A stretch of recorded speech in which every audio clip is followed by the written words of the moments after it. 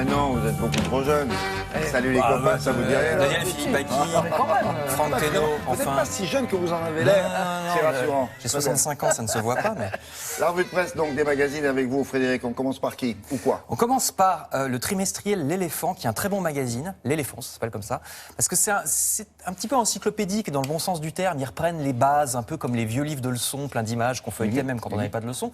Par exemple, ce trimestre-ci, ils mettent en couverture Molière, dont ils reprennent, vous l'avez vu, toute la vie. C'est un article de plusieurs pages qui se lit très agréablement comme une nouvelle. Alors, il y a l'époque de Molière, ses acteurs, ses pièces. Molière et la musique, son rapport avec l'époque baroque.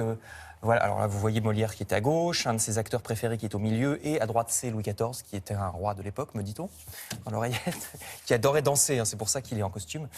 Et puis plein d'autres choses dans ce numéro, par exemple un article sur les grands romans du 19e siècle, ils expliquent, voilà, vous voyez ici une caricature avec... alors le grand front au milieu, c'est Victor Hugo, qui, quand il était jeune, il était comme ça. Ah, oui, il et vous avez... n'avait pas la grande barbe fleurie. Voilà, oui, après ça a changé. Donc ils expliquent en une page les grands romans, Madame Bovary de Flaubert, Le Rouge et le Noir de Stendhal. Madame de Rênal. Eh oui. Et Julien Sorel. Le Père Goriot de Balzac, etc. Une vie de Maupassant. C'est un vrai magazine de culture populaire. Trimestriel L'Éléphant. C'est bien ça. Eh oui. Alors, il en faut d'ailleurs de la culture populaire, si j'en crois cet article stupéfiant qui circule beaucoup sur les réseaux sociaux. C'est absolument incroyable et consternant. À propos du Club des 5, célèbre série de romans pour les enfants, vous voyez ce titre internet du site internet Atlantico. Politiquement incorrect, le Club des 5 est censuré. Parce que depuis quelques années, les dernières éditions de ces livres sont une traduction revue et corrigée qui n'est plus la traduction d'origine des années 50-60 de l'anglaise Enid Blyton qui a écrit ces bouquins.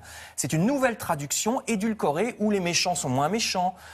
Pour le politiquement correct, le texte en plus a été simplifié, raccourci avec des mots moins compliqués. Le Club des 5 et les saltimbanques est devenu le Club des 5 et le cirque, à la fois pour que le mot soit moins compliqué et que ça soit plus politiquement correct. Vous voyez, les passés simples ont été transformés en présent, les descriptions sont raccourcies. Alors carrément, regardez, il y a des exemples. Nous resterons aussi longtemps qu'il nous plaira est devenu on restera aussi longtemps qu'on voudra. Nous aurons du mal à l'empêcher de s'en prendre à ces messieurs est devenu nous aurons du mal à l'empêcher de vous sauter dessus. Et alors le meilleur, c'est quand même oh mon bon Dagobert, qui est le chien, vous savez, qui est devenu salut toi. C'est plus simple. Ah oui, là c'est un raccourci quand même. C'est raccourci. Hein. Alors, les deux coups Dagobert, il en est mort. Oui, Il n'a plus de prénom. Il n'a plus de prénom. Lui. Ce qui fait dire à certains que c'est plus le Club des 5 au cirque, mais le Club des 5 et la baisse de niveau. Atlantico dit qu'en plus, les gamins sont pas contents parce qu'ils ont découvert ça chez leur grand-mère dans la vraie traduction de départ. Ils en achètent un, ils en font acheter un autre à la librairie, puis ils disent ah, bah, c'est moins bien. Ils ont raison. Et ils ont raison. Révoltez-vous, les petits gars. Exactement.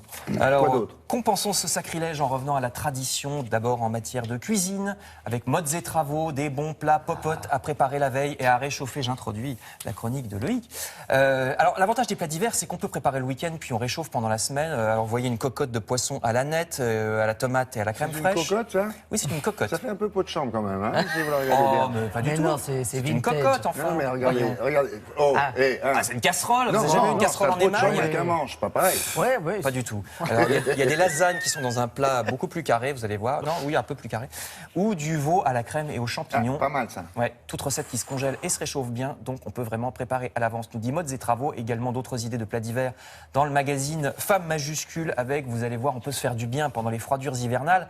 Il nous conseille de mettre par exemple dans la marinade des harengs, des légumes très colorés comme des oignons rouges ou les betteraves de toutes les couleurs qu'on gauche, trouve là? maintenant. Ouais. Oui, à gauche, puis vous avez la recette à droite, Ah, les d'accord. petites images, parce que les légumes très colorés ont plein d'antioxydants, donc c'est très bien. Je termine avec de l'exotisme. Alors là, on n'est plus dans la cuisine, enfin, il y a aussi de la très bonne cuisine. Il y a tout un numéro spécial en ce moment des collections de l'histoire sur la Tunisie, 3000 ans d'histoire Oh, c'est bien, ça. de la Tunisie, de Carthage à Tunis, dit le titre. Par exemple, j'ignorais que c'est la première constitution, la constitution écrite du monde arabe. C'est les premiers à l'avoir faite, vous voyez ça. Et le monsieur qu'on voit à gauche, c'est le bey de l'époque, le bey de Tunis dans les années 1840, qui a été le premier à lutter contre l'esclavage à son époque. Donc toute l'histoire de la Tunisie, de l'Antiquité à aujourd'hui, avec bien sûr la révolution de Jasmin depuis 2011. Vous trouverez ça dans le magazine. Voilà, les collections de l'histoire consacrées à l'histoire de la Tunisie. Le B de Tunis. Le bey. Et celui d'Alger, c'était le... Le bey d'Alger. Non, Hein? D. Ah, le D, c'est vrai. Et oui. Et vous avez D-E-Y. Sami Frey qui est Bachtiari Bey aussi dans Les Angéliques. Ah ouais. Oui, j'ai de la culture, on ne dirait pas comme ça. Angélique.